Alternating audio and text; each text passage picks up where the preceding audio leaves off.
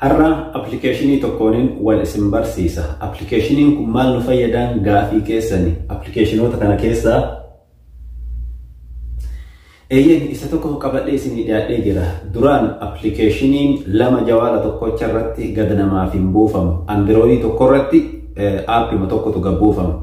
Fakkeenya Facebookii kana FB guddaa buufattanii log out godhuun akkaawuntii hedduu irratti fayyadamuu ni dandeettan. Garuu FB san guddoo lama wal bira gabbuusuu hin dandeettan.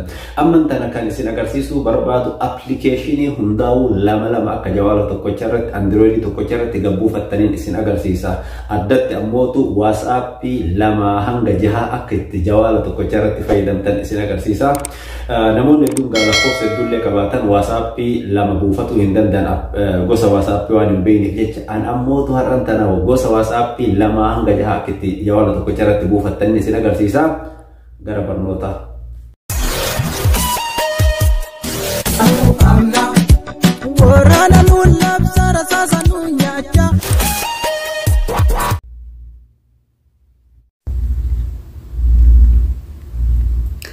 Tole hordoftoota kiyyagaa aappii kana argatuudhaaf jalqaba Play Store seenna.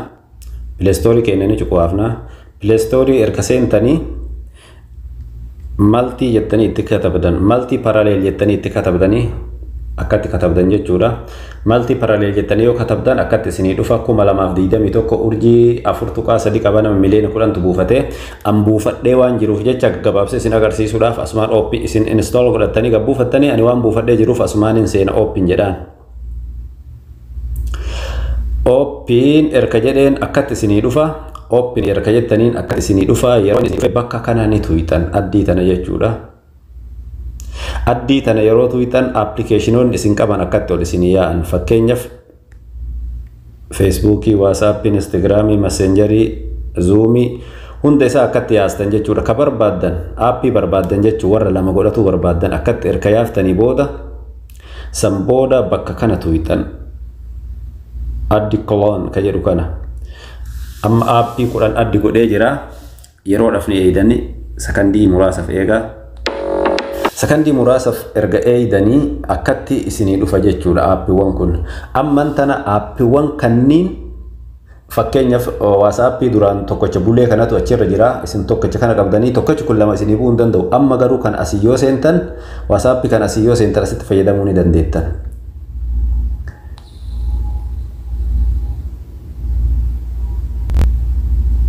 Obsa starting jedhaa jira. Kono yoo barbaadan as information agree and continue jettaniini WhatsApp haaraa lakkoofsa biraatiin ka qabdaniin malee asitti banatuu ni dandeettanii jechuudha.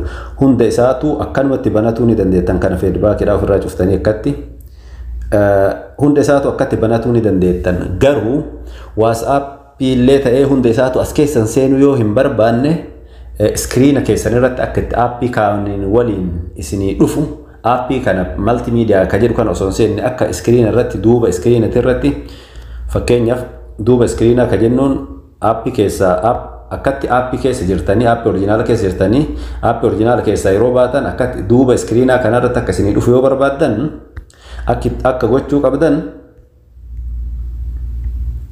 aappii kana hin seentanii warra as fidattan addi gootanii as fidattan kana akkatti yeroo takka qaqqabdan sanbooda yeroo takka qaqqabdan short cut jettaniin WhatsApp illee akkasumatti qaqqabdanii yeroo takka qaqqabdanii short cut jettaniin hunda isaaniitu short cut jettaniin akkatti erga hunda isaaniitu akkatti short cut jettaniini amma screen gara duubaa kanatti isinii baya launcheriin isin fayyadamtan asirratti murteessadha. Launcheriin fuulli screen kiyyaa kun xiqqoo keessanirraa adda waan ta'eef jecha screen cutiin fudhatu ammallee gabaabseet akka itti original irratti isinii ta'u isin garsiisa.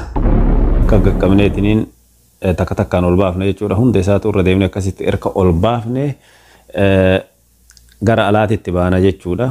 Kana keessaani baana yoo ala kanatti baana jechuudha.